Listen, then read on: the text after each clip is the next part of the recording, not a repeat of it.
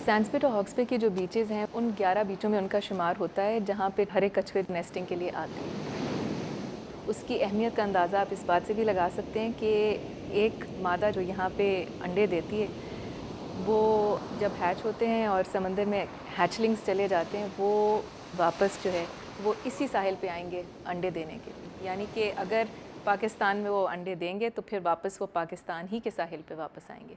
अगर 20 साल बाद उनको ये साहिल जो है वो बिल्कुल बदला हुआ नज़र आया तो फिर क्या होगा, इसका अंदाज़ा आप खुद लगा सकते हैं। पाकिस्तान का साहिल है वो तकरीबन 1050 किलोमीटर बड़ा है, जिसमें 800 किलोमीटर बलूचिस्तान और 250 किलोमीटर सिंध का साहिल है। साइंस पिट को साइंस पिट क्यों कहते हैं? साइंस मकसद रेत और पिट मतलब घड़ा, रेत के घड़े। साइंस पिट जो इसका नाम पड़ा है रेत के घड़े, उसकी वजह यह है कि यहाँ पे मेरीन टर्टल अंडे देने के लिए आते हैं। साइंस पिट के अलावा समुद्री कछुए हॉक्स बे, केप माउस, इसके अलावा अस्तोला आइलैंड बलूचिस्तान में और जीवनी तक अंडे देने के लिए आते हैं। और इनमें जो सबसे अहम जो एरिया है वो है साइंस पिट का एरिया। मैरीन टर्टल्स रेप्टाइल्स की वो किस्में हैं जो रेंगती हैं। इनके आबाव अजदाद डायनासोर्स के ज़माने से चलते आ रहे हैं। इनमें से कुछ ऐसी हैं जो पानी में होती हैं और कुछ ऐसी हैं जो खुश्की में होती हैं। तो जो समुंदर में होते हैं उनको टर्टल्स कहते हैं, और जो खुश्की पर होते हैं उनको टोर्टोइस कहते हैं, और जो मीठे पानी में होते हैं या झीलों में, तालाबों में या नहरों में या दरियाओं में, उनको कहते हैं टेरापिन्स। तो इन तीनों कैटेगरीज़ में मॉर्फोलॉजिकल डिफरेंसेस भी हैं, उनके बिहेवियर में भी डिफरेंसेस हैं और उनकी हैबिटेट में भी डिफरेंसेस हैं। जो सी टर्टल्स हैं उनके पूरे जिस्म पे शेल होता है, उनकी गर्दन पे भी शेल होता है, उनके फ्लिपर्स पे भी शेल होता है, इसलिए ये अपने फ्लिपर्स को और गर्दन को विथड्रॉ नहीं कर सकते, अंदर नहीं कर सकते। जबकि टोर्टोइस में और टेरापिन्स में ये खासियत होती है कि वो अपनी बॉडी को, अपनी नेक को और अपने जो फ्लिपर्स हैं, पैर हैं, उनको अपने शेल के अंदर ले लेते हैं। इस तरह अपने आप को वो महफूज रखते हैं। तो ये इन तीनों में फ़र्क है। पूरी दुनिया में जो है 8 स्पीशीज़ मेरीन टर्टल की पाई जाती हैं, जिसमें बड़े से बड़ा लेदरबैक और छोटे से छोटा ऑलिव रिडली कछुआ है। लेदरबैक का साइज़ जो रिकॉर्ड किया गया है वो 10 फीट तक रिकॉर्ड किया गया है और तकरीबन ये 2019 पाउंड रिकॉर्ड किया गया है। और जबकि ऑलिव रिडली को अगर आप देखें तो ये तकरीबन 70 से 100 पाउंड तक ये होता है और तकरीबन ये 75 सेंटीमीटर तक ये रिकॉर्ड किया गया है। हमारे पास 2 स्पीशीज़ ग्रीन टर्टल और ऑलिव रिडली यानी कि सब्ज़ कछुआ और जैतूनी कछुआ अंडे देने के लिए हमारे साइंस पिट के साहिलों पे आते हैं। यहाँ पे अगस्त से लेके दिसंबर तक पाकिस्तान में सीज़न है कछुओं का, और इसमें पीक सीज़न जो है वो सितंबर से लेके नवंबर तक है। ग्रीन टर्टल जो है तकरीबन एक रात में 200 कछुए यहाँ पे अंडे देने के लिए आते हैं, और ऑलिव रिडली को अगर हम देखें तो पूरे सीज़न में मकसद 4 से 6 महीने जो इसका सीज़न है उसमें सिर्फ 1 या 2 आपको ऑलिव रिडली मिलेंगे। टर्टल्स अपनी ज़िंदगी का तकरीबन सारा हिस्सा समंदर के अंदर ही गुजारते हैं। फ़ीमेल अंडे देने के लिए समंदर से बाहर आती है और अंडे देने के बाद फिर दोबारा समंदर में चली जाती है। बच्चे जब पैदा होते हैं वो खुश्की में पैदा होते हैं, लेकिन पैदा होने के बाद फिर ये दोबारा समंदर का रुख करते हैं। इसीलिए कहते हैं कि ये समंदर में ही अपनी ज़िंदगी जो है वो गुजारते हैं। नर जो हैं वो समंदर ही में रहते हैं, और कहा यह जाता है कि 2 दफ़ा वो खुश्की पे आते हैं, एक दफ़ा जब वो पैदा होते हैं और एक दफ़ा जब वो मरते हैं। सिंध वाइल्ड लाइफ का जो प्रोजेक्ट है वो 1980 से शुरू हुआ था। उस वक्त तो हमारे पास एक ही एनक्लोजर था या 2, फ़िलहाल हमारे पास 3 एनक्लोजर्स हैं। उन 3 एनक्लोजर्स में से 2 एनक्लोजर सैंड्सपिट पर हैं और एक हॉक्स बे पर है। और 1980 में एक छोटा सा प्रोजेक्ट हमने बनाया था 3 साल का, WWF और IUCN की मदद से सिंध वाइल्ड लाइफ ने बनाया था। और हमारा ये होता था काम कि जो फीमेल टर्टल्स अंडे दे के वापस चली जाती थी समुंदर में, उनके अंडों की देखभाल हम करें, क्योंकि अगर अंडे ही नहीं बचेंगे तो आगे नस्ल कैसे बनेगी। तो उन अंडों को हम उठाते थे और उनको हम उतनी ही गहराई पर बिल्कुल उसी तरह से बैरी कर देते थे एक ख़ास एनक्लोजर में, ताकि वो प्रीडेटर से और हाई टाइड से और दूसरे जानवरों से महफूज हो जाएं। फिर उनको हम देखते थे कि इनमें से अंडे में से बच्चे कब निकलेंगे और कितने दिन लगते। अंडे से बच्चे निकलने तक हम लोग उनको वॉच करते थे और देखते कि भी कितने दिन लगते हैं। 2 महीने तक उनको वॉच किया जाता था, और जब बच्चे निकल जाते थे तो उनको हम अपनी सेफ गार्ड में समुंदर तक पहुंचाते थे। इस तरह से वो परिंदों से और दूसरे प्रेडेटर से महफूज हो जाते थे। अब इनको ख़तरा तो है अभी भी, लेकिन अब ये नेचर के हाथ में है। पानी में एक दफ़ा चले गए तो अब ये कुदरत के हाथ में है कि ये इनको कितना बचाती है। पानी में जाने के बाद भी ये सेफ़ नहीं है, क्योंकि इतने सारे प्रेडेटर्स वहाँ भी मौजूद हैं जो इनका इंतज़ार कर रहे हैं। और ये एक कुदरती चेक एंड बैलेंस है। अगर ये सारे के सारे बच जाएंगे और बड़े हो जाएंगे तो पूरा समुंदर, एक ऐसा दिन आएगा कि पूरा समुंदर कछुओं से भर जाएगा।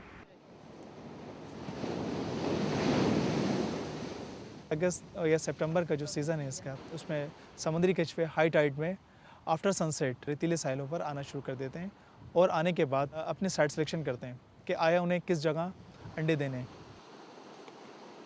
सबसे पहले मादा कछुआ अपने उस एरिया को सिलेक्ट करती है जहाँ पे किसी किस्म का कोई गार्बेज, कोई लकड़ी का टुकड़ा, कोई कांच का टुकड़ा ना हो और बिल्कुल वो Sandy area, pure Sandy area हो, वहाँ पे किसी किस्म की कोई डिस्टर्बेंस ना हो।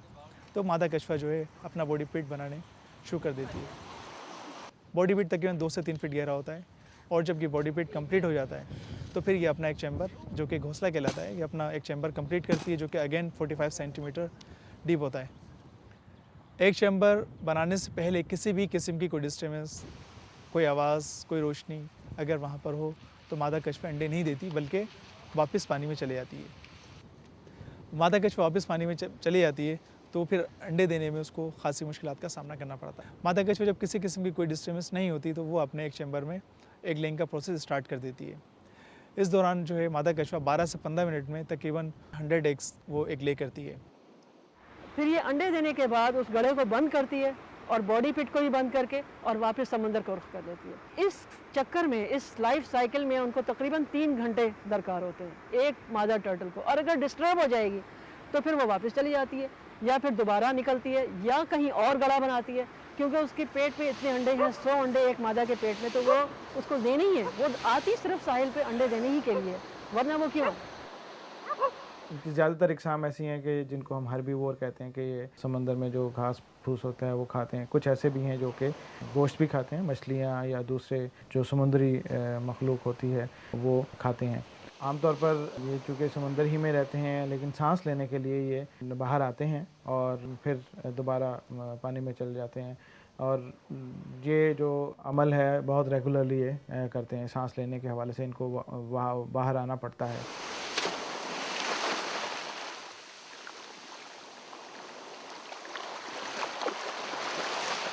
जब ये मादा कछुआ अंडे देके चली जाती है, इन अंडों को तकरीबन 40 से 60 दिन लगते हैं इसमें से बच्चे निकलने के लिए। क्या होता है, इसमें से जब बच्चे निकल आते हैं तो ये बच्चे रात की तारीखी में समंदर की तरफ चले जाते हैं। कछुए के जब बच्चे निकलते हैं तो कभी कभी वो रास्ता भूल जाते हैं और बजाय समुंदर में जाने के वो सड़क पर आ जाते हैं और सड़क क्रॉस करके मार्श में भी चले जाते हैं। तो ये जो बच्चे हैं ये लाइट को अट्रैक्ट करते हैं। जिस तरफ ज़्यादा लाइट होगी उस तरफ वो बच्चे आ जाते हैं। तो रोड पे जब गाड़ियाँ आती हैं रात में तो वो लाइट को अट्रैक्ट करके उस तरफ आ जाते हैं गाड़ी की तरफ। बहुत दफ़ा ऐसा हुआ है कि हम रोड पे रुक के उनको उठाया हमने बच्चों को और कलेक्ट करके उनको पानी में डाल दिया। तो मेरी ये गुजारिश है उन पिकनिकर्स से जो रात को आते हैं, जब भी आप आएँ एक तो ड्राइव बहुत स्लो करें और देखते हुए आएँ कि रोड पे कोई बच्चे तो नहीं है कछुए के। अगर आपको बच्चे मिलते हैं रोड पर तो उनको उठा लें और उनको आके समंदर में डालें और हमारे चौकीदारों को बता दें कि हमने इतने बच्चे कछुए के पानी में डालें। ये हमारी एक हेल्प हो जाएगी कि आपका भी इसमें शमूलियत भी हो जाएगी, आपकी पार्टिसिपेशन हो जाएगी कंजर्वेशन में, और हमारे लिए एक रिसर्च की एक एडिशनल रिसर्च हो जाएगी कि हमने इतने बच्चे और भी महफूज कर लिए। बाज़ औक़ात हमने ये भी देखा कि जो लोग साहिल पे विज़िट करने के लिए आते हैं वो भी अपने साथ इन बच्चों को साथ ले जाते हैं हैशलिंग को। जब हम उनसे पूछते हैं कि आप क्यों कर रहे हैं तो वो कहते हैं कि जी हमें बहुत अच्छे लगते हैं। तो हम उनसे यही कहते हैं कि ठीक है, ये आपका प्यार है कि आप इसे लेके जा रहे हैं, मगर ये किलिंग लव है। अगर आप इसे ले जाएंगे तो ये मर जाएंगे। सबसे बेहतरीन हल ये है, अगर आप इससे प्यार करते हैं तो इसके हैबिटेट पर इसे पहुँचा दें ताकि इसको आप बचा सकें। और आज जिस कछुए को आप बचाएँगे तो ये आने वाले ज़माने में यही मादा कछुआ हमारे साहिलों पर यहाँ नज़र आएंगे।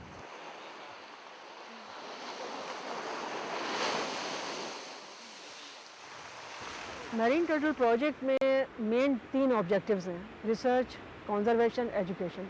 पीक सीज़न में ये होता है कि हम टर्टल टूर प्रोग्राम्स अरेंज करते हैं और रात में स्कूलों की गाड़ियाँ भर भर के यहाँ पर आती हैं और उनको हम टर्टल का पूरी लाइफ साइकिल को ऑब्जर्व करवाते हैं। वो खुद अपनी आंखों से देखते हैं कि टर्टल एग लेइंग कैसे करता है, हैचिंग कैसे होती है, और उन्हीं की प्रेजेंस में, उन बच्चों की प्रेजेंस में हम टर्टल के बच्चों को पानी में छोड़ते हैं। बहुत ही फैसिनेशन होता है, बड़ा ज़बरदस्त ये यहाँ पर रात का मंजर होता है जब वो रात को आते हैं बच्चे और वापस जाने का नाम नहीं लेते। वो कहते हैं जी हम यहीं टर्टल का ही काम करेंगे। Their flippers are very heavy and this is a very tiny tail over here.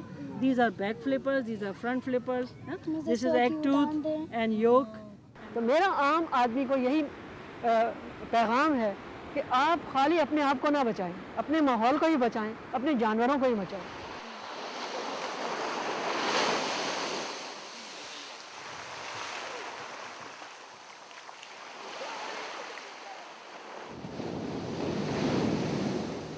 उन्नीस 1970 में एक सर्वे हुआ था जिसमें ये दरियाफ़्त किया गया कि कौन कौन सी बीचेज़ हैं जहाँ पर कछुए ज़्यादा तादाद में आते हैं। तो मालूम ये हुआ कि जो सैंड स्पिट और हॉक्स बे के इलाके हैं, साहिली इलाके, यहाँ पर टर्टल्स अंडे देने के लिए आते हैं और यहाँ इनको बहुत ज़्यादा ख़तरा लाहक है। कई ऐसी चीज़ें हैं जिनसे कि इनकी पॉपुलेशन को ख़तरा था।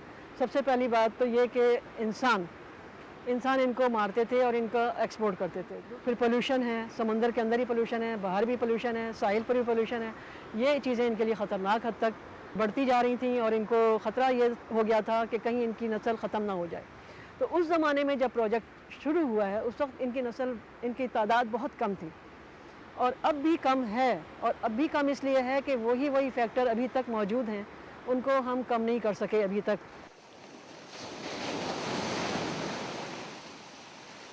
सिंध वाइल्ड लाइफ का यहाँ एक बहुत ही अहम काम है। मैरीन टर्टल की जो माइग्रेशन है उसको देखने के लिए कि वो कहाँ से कहाँ तक जाते हैं, इसके लिए जो है सिंध वाइल्ड लाइफ का अमला जो है टैगिंग का इंतज़ाम करता है और जो है यहाँ पे मैरीन टर्टल जो आते हैं उन पे टैगिंग की जाती है। टैगिंग एक ऐसा अमल है जिससे हम पहचान करते हैं, कछुओं की पहचान होती है, उसको मार्क कर देते हैं या कोई निशान लगा देते हैं या कोई फ्लिपर पे टैग लगा देते हैं। टैग एक छोटा सा धात का टुकड़ा होता है जो जंग नहीं खाता। उसके ऊपर एक तरफ नंबर लिखा होता है और दूसरी तरफ टैग के जो है वो एड्रेस होता है सिंध वाइल्ड लाइफ डिपार्टमेंट का। तो ये टैग हम कछुए के उस वक्त लगाते हैं जब वो एग लेइंग कंप्लीट कर लेता है। फिर उससे ये पहचान हो जाती है कि जब दोबारा ये टर्टल निकलता है तो हमें मालूम होता है कि ये पहले टर्टल निकल चुका है। और अगर ये किसी और मुल्क में जाता है या किसी और साहिल पे जाता है तो मालूम हो जाता है कि ये माइग्रेट भी करता है या नहीं करता। तो 1982 से हमने टैगिंग का काम शुरू किया। उस वक्त से अब तक हमने 6000 टर्टल्स को टैग लगा दिए हैं, लेकिन इन 6000 में से हमें कई ऐसे मिले हैं जो इसी साहिल पर वापस आए हैं। कोई 15 दिन बाद, कोई 1 महीने बाद, कोई 2 महीने बाद।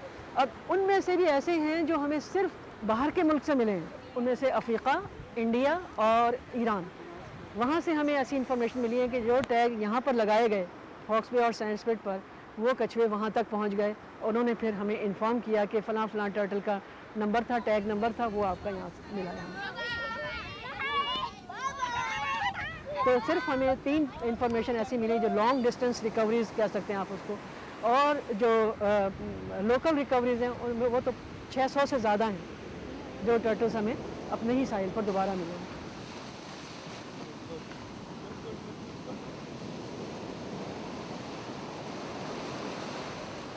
इसके साथ ही WWF पाकिस्तान जो कि 2001 में एक और इससे एडवांस एक चीज़ दुनिया में हो रही है, उसमें ये हो रहा है कि जो मैरीन टर्टल है उन पर ट्रांसमीटर लगाया जाता है। वो ट्रांसमीटर WWF पाकिस्तान और सिंध वाइल्ड लाइफ ने मिलकर लगाए। ट्रांसमीटर जो हमने लगाए उससे ये पता चला है कि एक सीज़न में एक समुद्री कछुआ 2 से 3 दफ़ा एग ले करता है और जब एग लेइंग का जो प्रोसेस है उस प्रोसेस के बाद जो है दोबारा उसी साहिल पे तकरीबन 12 से 14 दिन के बाद आके दोबारा वहीं एग ले करता है। पाकिस्तान की स्टडी के मुताबिक 2 से 3 दफ़ा हमने ये रिकॉर्ड किया है, मगर यही स्टडी जो इंडिया में हुई है उससे ये मालूम चला है कि एक सीज़न में तकरीबन 5 से 7 दफ़ा भी एग ले होता है। ये जो अंडे हैं बिल्कुल गोल होते हैं, राउंड होते हैं और फ्लेक्सिबल होते हैं। जैसे कि आमतौर से लोगों का ख्याल है कि बेकरी में जो है कछुओं के अंडे सेल हो जाते हैं, ऐसा नहीं है। इसके लिए अगर आपको ये देखना हो कि आए मुर्गी के अंडे हैं या कछुए के अंडे, तो आप अगर उसको फिज़िकल देखेंगे तो मुर्गी का अंडा थोड़ा बेस भी होगा और जबकि कछुए का अंडा जो है बिल्कुल गोल राउंड होगा और लचकदार होगा, फ्लेक्सिबल होगा। इसको अगर आप दबाएंगे तो ये टूटेगा नहीं। मुर्गी के अंडे का शेल जो है वो ज़्यादा सख्त होता है और वो फ्लेक्सिबल नहीं होता। ये बिल्कुल इसकी आम सी मिसाल है, इसको आप देख सकते हैं। हर एनक्लोजर में इतनी कैपेसिटी होती है कि इसमें आप 200 छोटी जालियां रख सकते हैं, या केजेस या नेस्ट जिनको कहते हैं, और हर केज में एक एक फीमेल टर्टल के अंडे रखे जाते हैं। तो हर एनक्लोजर में 200 जालियों की गुंजाइश होती है, और उनका मैश साइज़ इतना छोटा है कि बच्चे उसमें से निकल नहीं पाते। और हमारा मकसद भी यही होता है कि जो हमने नेस्ट लगाया है और उनमें से जब बच्चे निकलें तो वो बाहर ना निकलें। हमें मालूम हो कि इस जाली में हमने कितने बच्चे रखे हैं, कितने अंडे रखे हैं, कितने बच्चे निकले और कितने दिन उनको दरकार हुए, कितना इंक्यूबेशन पीरियड है, हैच रेट क्या है। तो वो जाली से काफ़ी फ़ायदा हो जाता है। उस पर नंबर लगा देते हैं कि पता चले कि इस जाली में कितने। तो हर रात का हमारा यही काम होता है कि कितने कछुए निकले, उन कछुओं में से कितनों ने अंडे दिए, कितने बगैर अंडे वापस चले गए, और कितने अंडे हमने ट्रांसप्लांट किए अपने एनक्लोजर्स में, और उन अंडों में के बाद कितने ऐसे थे जो हैच हुए और कितने दिन उनको लगे हैचिंग में, और परसेंटेज ऑफ हैचिंग क्या है, और उनका जो इंक्यूबेशन पीरियड है वो कितना है। इस प्रोजेक्ट जब से हमने स्टार्ट किया है 2005 तक का, हमने तकरीबन 20 लाख से ज़्यादा अंडों को महफूज किया है अपने एनक्लोजर्स में, और 6 लाख से ज़्यादा बच्चों को महफूज किया है और तहफ़्फ़ुज़ दिया है और उनको समुंदर में छोड़ा है। जबकि हमने जो फ़ीमेल टर्टल्स हैं, तकरीबन 20,000 टर्टल्स के अंडों को हमने महफूज किया है। जब कभी भी हमें डेड स्पेसिमेंस मिलते हैं तो उनको भी हम प्रिजर्व कर लेते हैं, और प्रिजर्व करके हम अपने लेबॉर्ट्री में रखते हैं। कभी कभी इनके इंटरनल पैरासाइट्स भी मिल जाते हैं, वो भी हम इनको निकाल के इनके एनालिसिस करते हैं और आइडेंटिफाई करते हैं, और वो भी हम प्रिजर्व करके अपनी लेबॉर्ट्री में रखते हैं। इसमें हमने छोटा सा म्यूज़ियम भी बनाया हुआ है। टर्टल्स के अलावा भी कोई और स्पीशीज़ मिलती है मरी हुई, या कभी ऐसा कोई जानवर मुर्दा हालत में मिलता है, तो उनको भी हम उठा के और प्रिजर्व करते हैं, कलेक्ट करके अपने म्यूज़ियम में रखते हैं, अपनी लेबॉर्ट्री में उनको रखते हैं। उसके अलावा हम कछुए का बिहेवियर देखते हैं, उनकी बीमारियों को भी नोट करते हैं। अगर कभी डेड टर्टल आ जाता है साहिल पर तो उसको भी एनालाइज करते हैं कि ये क्यों मरा, इसके अंदर क्या ऐसी एबनॉर्मलिटी है, या कोई डिज़ीज़ है, या कोई पोल्यूशन की वजह से मरा है। तो वो हम डाइसेक्ट करके देखते हैं उसके अंदर कि उसकी इंटेस्टाइन तो ब्लॉक नहीं हो गई है। कभी कभी पॉलीथीन बैग्स निकलती हैं इसके स्टमक में से और इंटेस्टाइन में से, तो उसकी वजह से सफोकेशन की वजह से मर जाता है। या कभी पोल्यूशन ऊपर से, पानी के ऊपर जो पोल्यूशन होता है, ऑयल होता है, उसकी वजह से मर जाता है। या फिज़िकल डेथ इसकी हो जाती है, उसकी वजह से मर जाता है। और कभी कभी पैरासाइट्स इसके जिस्म से मिलते हैं हमें, कभी एपी पैरासाइट्स भी मिलते हैं, एक्टो पैरासाइट्स भी मिलते हैं। इसकी गर्दन पे लगी होती हैं लीचेस, वो खून चूसती हैं। तो इस तरह की चीज़ें हमारा ही काम है कि उनकी भी रिसर्च करें, उनको देखें और उसकी दरियाफ्त करें कि इसमें और क्या क्या चीज़ें हैं।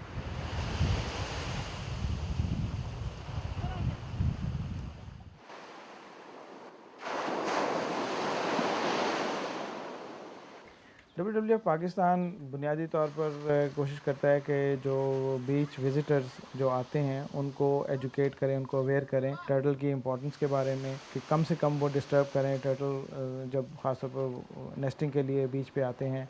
उसके अलावा हम मुख्तलिफ़ स्कूलों के साथ मिलके, कॉर्पोरेट सेक्टर के साथ मिलके, सिंध वाइल्ड लाइफ डिपार्टमेंट हमारा बहुत बड़ा पार्टनर है, उनके साथ मिलके हम कोशिश करते हैं कि रेगुलर बेसिस पे बीच की क्लीनिंग हम करें। ये हमारे बीच क्लीनिंग एक्टिविटी हर 10-15 दिन बाद हम टर्टल जब नेस्टिंग सीज़न होता है उस दौरान में करते हैं। जो लोग यहाँ पे आते हैं पिकनिक के लिए, वो अपने मुख्तलिफ गार्बेज बैग्स यहीं छोड़ जाते हैं, प्लास्टिक बैग्स, और वो समंदर में चले जाते हैं। मेरिन टर्टल पानी से बाहर आके सांस लेते हैं, और वो जब सांस लेने की कोशिश करते हैं और उसके ऊपर जब प्लास्टिक बैग्स आ जाते हैं तो वो सांस नहीं ले पाते हैं, और जिसकी वजह से वो मर जाते हैं। कभी भी साहिल पे आएँ तो इसको साफ़ रखें, किसी किस्म का गार्बेज ना हो। यहाँ पे बीच क्लीनिंग की जो एक्टिविटी है वो यही मैसेज देती है कि जिस तरीके से हम अपने घरों को साफ़ रखते हैं, इस तरीके से हमें चाहिए नेस्टिंग एरिया, जो कि टर्टल का नेस्टिंग एरिया है, इसको भी हम साफ़ रखें। उसके अलावा हमारे जो बीच पे एक सेंटर है, वेटलैंड सेंटर, जिसको हम यूज़ करते हैं एक हब के तौर पर। जो मुख्तलिफ़ एक्टिविटीज़ हम उससे ऑर्गेनाइज़ करते हैं इन बच्चों के लिए, जिसमें उनको वीडियो हम दिखाते हैं, स्लाइड शोज़ दिखाते हैं, और फिर हम टर्टल वॉच पे उनको लेकर जाते हैं। जब भी पिकनिकर्स आएँ यहाँ पर, दिन में आएँ या रात में आएँ, तो ख्याल ये रखें कि बीच को गंदा ना करें, क्योंकि यही वो बीचेज़ हैं जहाँ पर कछुए अंडे देते हैं और अपना गड़ा बनाते हैं। अपना जो कचरा है, अपना जितना भी सामान है, वापस लेकर जाएं, साहिल पर ना छोड़ें, और साहिल को गंदा ना करें, इसमें गड्ढे ना करें, इसको बर्बाद ना करें, इनकी रेत को ख़राब ना करें, ना यहाँ से रेत लेकर जाएं, ना यहाँ से कछुए लेकर जाएं, ना यहाँ से कछुए के बच्चे लेकर जाएं और ना यहाँ से कछुए के अंडे लेकर जाएं। बल्कि अगर आपको रात में कभी कोई कछुआ मिलता है, उसको देखें कि कछुए पे कोई निशान तो नहीं लगा हुआ, कोई टैग तो नहीं लगा हुआ। अगर लगा है तो आप उसका नंबर नोट कर लें और वो नंबर हमें पहुँचाएँ, हमें बता दें। आप उसको नंबर को बताएँगे तो हम आपको उसके बदले इनाम देंगे। और वो भी हमारे लिए बड़ी एक रिसर्च का एक एडिशनल एस्पेक्ट हो जाएगा कि एक टर्टल आपने देखा जो टैग किया हुआ वापस आया है, उससे हमें पता चल जाएगा कि ये टर्टल पहले भी आ चुका था या नहीं आ चुका था। तो इस तरह से आप लोग हमारे साथ पार्टिसिपेट करें और इस काम में, इस नेक काम में, कछुओं की हिफाजत में हमारे साथ शामिल हो जाएं। पाकिस्तान में और पाकिस्तान से बाहर भी टर्टल्स जो इंडेंजर्ड स्पीशीज़ करार दी गई हैं, लेकिन जो जगह है टर्टल की, यानी उसको कोई प्रोटेक्टेड स्टेटस नहीं दिया गया है। आइडियली तो ये हो कि वो जगह जो है वो टर्टल बीच के नाम से हो, सिर्फ नाम ही ना दिया जाए बल्कि उसकी टर्टल्स की एक अहमियत हो वहाँ पे, क्योंकि ये एक हमारे लिए एक फ़ख्र की बात है कि वहाँ पे टर्टल नेस्टिंग होती है।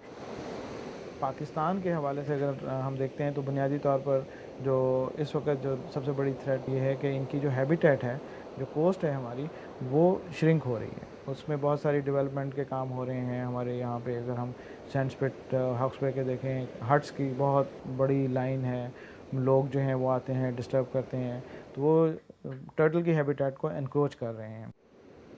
आप देख रहे हैं ये लाइन की लाइन लगी हुई है हटों की।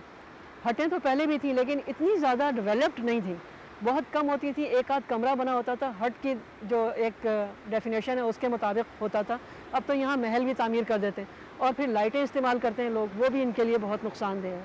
फिर यहाँ आबादी बहुत हो गई है, साहिली इलाकों में पहले आबादी इतनी नहीं होती थी, एनक्रोचमेंट बहुत हो गया है, तो सड़कें बन गई हैं, यहाँ बाज़ार भी बन गए हैं, तो इन जानवरों को इन चीज़ों से बहुत ख़तरा है। दूसरी जो बात है कि बेजा हटें बनती चली जा रही हैं, कि ये ख़त्म नहीं होने वाला नाम, तो इनकी जो कंस्ट्रक्शन है उनको रोका जाए और इनकी कंस्ट्रक्शन एक लिमिटेड हद तक की जाए और ये इस तरह से महल तामीर ना किए जाएं, हट को हट की हद तक रखा जाए। लीजिंग अथॉरिटी वहाँ पे दो हैं, केपीटी है और सिटी गवर्नमेंट है। दोनों के अपने अपने सेपरेट साइजेज़ हैं जो वो अलाउ करते हैं कि इसी में आपने हट बनाना है। सिटी गवर्नमेंट में 30 फीट बाय 30 फीट अलाउड है और केपीटी में 45 फीट बाय 50 फीट अलाउड है। अगर हट्स उन साइज़ के मुताबिक बनते रहे तो भी चलो सही है। हालांकि हमारी अगर कोशिश होती, आइडियल दुनिया होती तो हट्स होते ही नहीं, क्योंकि हट्स वहाँ पे बने हुए हैं एग्जैक्टली वही पॉइंट पे जहाँ पे मेन टर्टल नेस्टिंग होती है। लेकिन ऑब्वियसली इंसान को भी कोएग्जिस्ट करना है टर्टल्स के साथ, तो अगर हट्स जो उनको साइज़ दिया गया है उसी के मुताबिक होते तो फिर भी चलता। लेकिन इंसान शायद ग्रीड की वजह से या जो भी वेरियस रीजंस हैं, हट्स का साइज़ बढ़ता चला जा रहा है। अब हट्स जो हैं वो हट्स नहीं रहे, हट्स अब हाउसेस में तब्दील हो गए।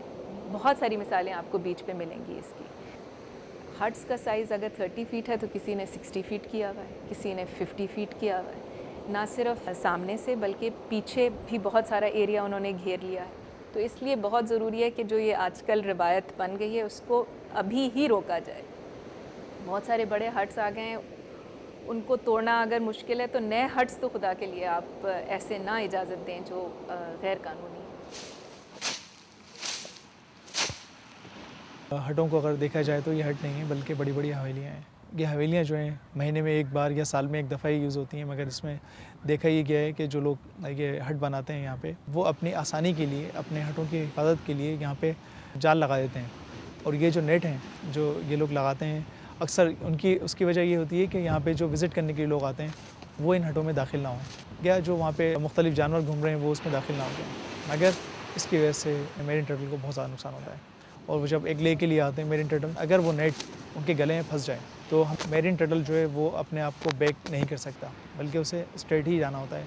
और जब वो स्ट्रेट जाकर अपने आप को टर्न करता है तो इसकी वजह से उसकी मौत भी वाक़ हो जाती है। तो हम तमाम जो हमारे हट ओनर्स हैं उनसे एक दरख्वास्त करेंगे कि वो अपने जब हट के यहाँ नेट लगाते हैं तो इतना स्पेस में ज़रूर छोड़ दें कि ताकि अगर यहाँ पे मेरिन टर्टल एक ले के लिए आएँ तो वो बासानी वहाँ पे एक ले कर सकें।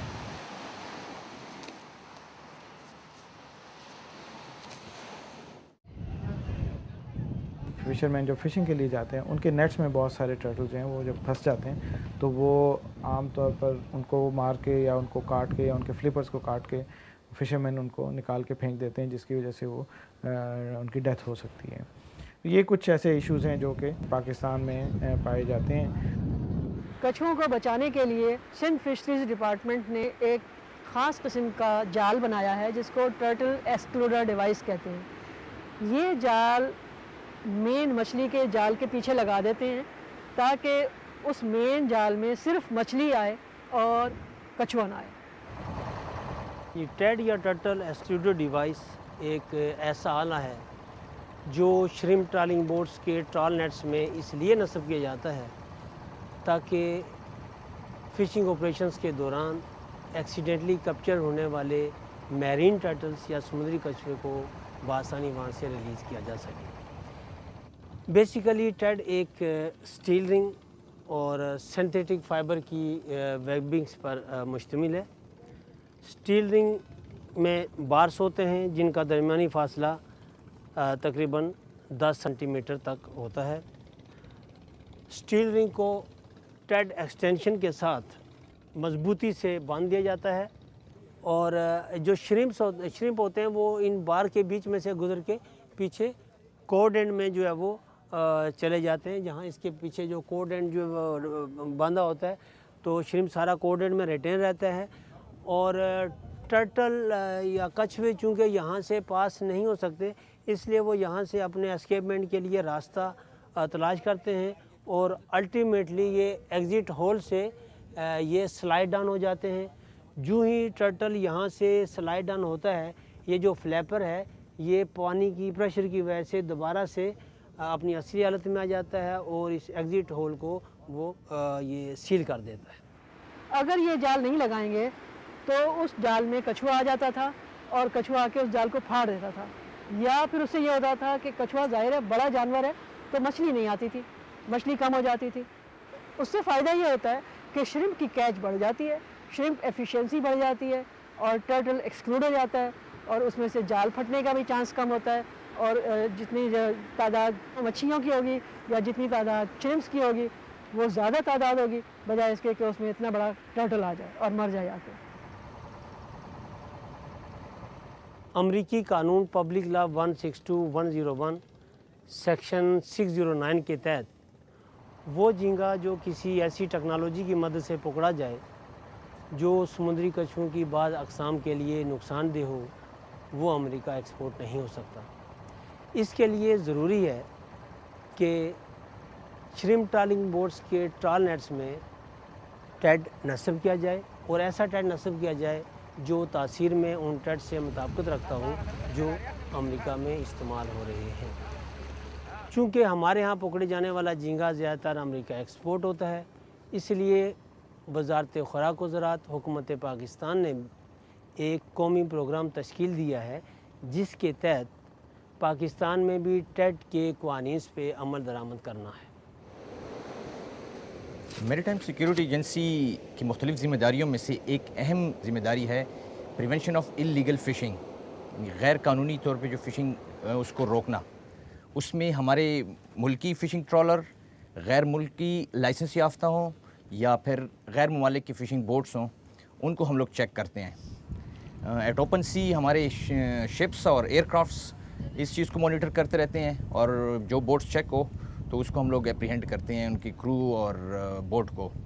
वेयर एज़ एट हार्बर हमने अपने पिकेट्स डिप्लॉय की हुई हैं जिसके ऊपर मैरीटाइम सिक्योरिटी एजेंसी का अमला 24 घंटे तैनात रहता है और वो बोट्स के जो डॉक्यूमेंट्स हैं वो चेक करना, बोट के ऊपर लाइफ सेविंग इक्विपमेंट चेक करना और नेट के साथ टेड का होना बहुत ज़रूरी है, ये चेक किया जाता है। ये इख्तियारात मैरीटाइम सिक्योरिटी एजेंसी को सूबाई और वफाकी हुकूमत ने दी हुई हैं जो कि हम लोग सरअंजाम दे रहे हैं। इस प्रोग्राम के तहत वफाकी हुकूमत ने beyond territorial waters 12 nautical miles से 200 नाटिकल माइल्स का जो हदूद है इसमें किसी भी किस्म के टर्टल के कैप्चर की पर पाबंदी लगाई हुई है और उसके अलावा जो फ़िशिंग बोट्स हैं, श्रिम्प ट्रॉलिंग बोट्स जिनके ऊपर 6 या 6 से ज़ायद क्रू या खलासी हों उन पे भी ये रेगुलेशंस लागू हैं जनाब कि वो भी अपने श्रिम्प ट्रॉल नेट्स में टेड इस्तेमाल करें। इसी तरीके से प्रोविंशियल गवर्नमेंट ऑफ सिंध ने भी नोटिफिकेशन के तहत अपने टेरिटोरियल वाटर्स में उन बोट्स पे पाबंदी लगाई है कि वो कोई भी इस किस्म का नेट कैरी नहीं कर सकते जिस पे टेड नस्ब ना हो और जिन पे 6 या 6 से ज़ायद क्रू जो है वो मौजूद ना हो। अगर किसी बोट के ऊपर टेड ना हो, नेट के साथ ना लगो, तो उस बोट को हम लोग फ़िशिंग ग्राउंड पे जाने से रोकते हैं और फिशरी डिपार्टमेंट को इन्फॉर्म करते हैं। तकरीबन मेजॉरिटी जो लोग हैं उनके पास टर्टल एक्सक्लूडिंग डिवाइसेस मौजूद हैं। उनका इस्तेमाल किस हद तक करते हैं, ये कोई रिसर्च की ज़रूरत है कि किस हद तक इसका इस्तेमाल होता है। हमारे अपने ख़्याल में टेड का इस्तेमाल बहुत कम होता है। दुनिया भर में सी टर्टल्स एंडेंजर्ड हैं क्योंकि उनका इस्तेमाल बहुत ज़्यादा है। ह्यूमन बीइंग उनको इस्तेमाल करते हैं, उनका गोश्त तक खाया जाता है, उनके शेल से चीज़ें बनाई जाती हैं और उनके जो चर्बी होती है उससे दवाइयाँ बनाई जाती हैं, ऑयल निकाला जाता है और उनके शेल से भी काफ़ी बहुत कीमती चीज़ें, हत्ता के ज़ेवरात तक उनके शेल से बनते हैं। उनके अंडे भी खाए जाते हैं। उनका टर्टल सूप एक डेलिकेसी समझी जाती है साउथ ईस्ट एशियन कंट्रीज़ में और उनका ब्लड भी इस्तेमाल होता है मेडिसिन्स में। तो इस तरह से इनको एक्सप्लॉइट किया जा रहा है और पाकिस्तान में भी पहले ये बहुत ज़्यादा तादाद में बाहर भेजे जाते थे जहाँ कि इनकी ज़्यादा तादाद की मांग थी और इनको खाया जाता था। ज़्यादातर जापान में और दूसरे साउथ ईस्ट एशियन कंट्रीज़ में कराची से एक्सपोर्ट होते थे, इसीलिए इनकी नस्ल ख़त्म हो गई। तो इस तरह आप समझें कि इतनी बड़ी दुनिया में सिर्फ 11 मकामात हैं और 11 में हम भी शामिल हैं। तो हमें ये बहुत प्राउड फील करना चाहिए और हमें इसको बचाना चाहिए और इसकी हैबिटेट को भी बचाना चाहिए ताकि हम इस नस्ल को बचा सकें। IOSEA Indian ocean south east Asia एक ऑर्गेनाइजेशन है जो यूनाइटेड नेशन एनवायरमेंटल प्रोग्राम के अंडर काम कर रही है। उन्होंने 2006 को ईयर ऑफ टर्टल के तौर पर डिक्लेयर किया और उसमें उन्होंने जो भी मुल्क ख़ास तौर पर इंडियन ओशन जो साउथ ईस्ट एशिया के हवाले से उसमें आते हैं उनके साथ मिलकर मुख्तलिफ प्रोग्राम जो हैं वो डेवलप किए हैं। ये प्रोग्राम जो है इंटरनेशनल लेवल पे होंगे, नेशनल लेवल पे और रीजनल लेवल पे। WWF पाकिस्तान ने सिंध वाइल्ड लाइफ डिपार्टमेंट के साथ मिलकर मुख्तलिफ प्रोग्राम्स जो हैं वो डेवलप किए हैं और इसका मकसद बुनियादी तौर पर यही है कि इस साल ज़्यादा से ज़्यादा एफ़र्ट करें, ज़्यादा से ज़्यादा कोशिश करें कि लोगों को टर्टल के हवाले से इंफॉर्मेशन मिले, उनको पता चले कि इनकी अहमियत क्या है और इसकी बीच पे जहाँ पे नेस्टिंग के लिए आते हैं किस तरह उसको प्रोटेक्ट कर सकते हैं। पाकिस्तान में जो कानून बना था इनका 1972 में बना था और 1972 में जो कानून बना था वो उसका नाम है Sindh wildlife protection ordinance. उस ऑर्डिनेंस के मुताबिक ये है कि कछुओं की तमाम नस्लों को, समुद्री कछुओं की ख़ास तौर पे समुद्री कछुओं की तमाम स्पीशीज़ जितनी भी हैं उनका एक्सपोर्ट, इंपोर्ट, उनका डिस्ट्रक्शन, उनकी किसी भी किस्म की ट्रेड कानूनन मना है और अगर कोई करेगा तो उसको भारी जुर्माना देना पड़ेगा या उसको कैद होगी। पाकिस्तान में जहाँ तक रेप्टाइल्स का ताल्लुक है, इनकी किसी किस्म की बॉडी पार्ट एक्सपोर्ट इसके ऊपर पाबंदी है। ये एक डायरेक्टिव फ्राम प्राइम मिनिस्टर मुख्तलिफ सूबाई हुकूमतों को ये काफ़ी पहले आया था कि किसी किस्म की भी एक्सपोर्ट इसके किसी प्रोडक्ट की, मीट हो या शेल हो या कोई भी इसकी जो भी प्रोडक्ट है वो अलाउ नहीं है। नेशनल लॉज के अलावा इंटरनेशनल लॉज भी हैं और इंटरनेशनल कन्वेंशंस भी हैं जिसमें पाकिस्तान ने साइन किए हैं। जैसे CITES है, CITES, convention of international trade in endangered species कहते हैं इसको। और इस कानून के तहत ये है कि तमाम वो जानवर जो एंडेंजर्ड हैं उनका ट्रेड या एक्सपोर्ट या किसी भी किस्म का बिज़नेस मना है। तो टर्टल्स भी उसी लिस्ट में आते हैं। पाकिस्तान भी इस CITES का सिग्नेटरी है। फिर रेड डेटा लिस्ट है। रेड डेटा लिस्ट वो लिस्ट है जिसमें तमाम एंडेंजर्ड एनिमल्स शामिल हैं, टर्टल्स भी उसी लिस्ट में शामिल हैं। तो हमें उसको भी फॉलो करना है क्योंकि उस रेड लिस्ट के भी हम लोग सिग्नेटरी हैं और IUCN ने वो शाया की थी। IUCN के हम मेंबर हैं तो ज़ाहिर है हमें उसको फॉलो करना है। उसके अलावा CMS एक और कन्वेंशन है, कन्वेंशन ऑन माइग्रेटरी स्पीशीज़, इसके भी हम सिग्नेटरी हैं पाकिस्तानी। तो टर्टल्स को इन्होंने भी एनलिस्ट किया है कि ये इनको बहुत पूरा तहफ़्फ़ुज़ देना चाहिए। कोई भी लिविंग क्रिएचर, कोई भी अल्लाह ताला ने जो मखलूक पैदा की है उसका कोई ना कोई रोल होता है और हम शायद समझ ना सकें कि उसका क्या रोल है और हम उसको डिस्टर्ब करें या उसके ऊपर जो कोई भी किसी किस्म का प्रेशर डालते हैं, तो बेसिकली हम उस रोल को ख़त्म करने की कोशिश कर रहे हैं। तो टर्टल भी नेचर में एक फूड चेन में एक बहुत अहम किरदार है, और अगर टर्टल की पॉपुलेशन कम होती है या टर्टल की पॉपुलेशन ख़त्म होती है तो वो जो रोल है वो ख़त्म हो जाता है, तो जिसकी वजह से कोई ना कोई नेचर में बैलेंस जो है उसका ख़राब होने का अंदेशा होता है। तो उस बैलेंस को मेंटेन करने के लिए ये बहुत ज़रूरी है कि ह्यूमन इंड्यूस्ड या हमारी तरफ से जो प्रेशर है वो उनके ऊपर कम से कम हो। अगर कुदरती तौर पर कोई ऐसी चीज़ आती है, कोई ऐसे प्रॉब्लम आते हैं, वो एक अलहदा चीज़ है, लेकिन टर्टल की प्रोटेक्शन में जिस कदर हम उसको बेहतर तरीके से बचा सकें, उसकी हैबिटेट को इम्प्रूव कर सकें, वो हम नेचर को सपोर्ट कर रहे हैं बुनियादी तौर पर।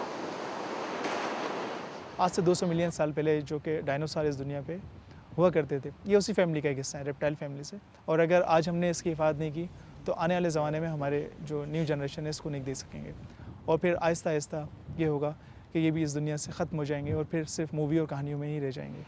आज अगर हम इसकी हिफाजत के लिए काम करेंगे तो इंशाल्लाह आने वाले ज़माने में इसकी पॉपुलेशन भी बढ़ेगी और हमारी जो न्यू जनरेशन है उन्हें इसके बारे में बेहतर मालूमात मिल सकेंगे।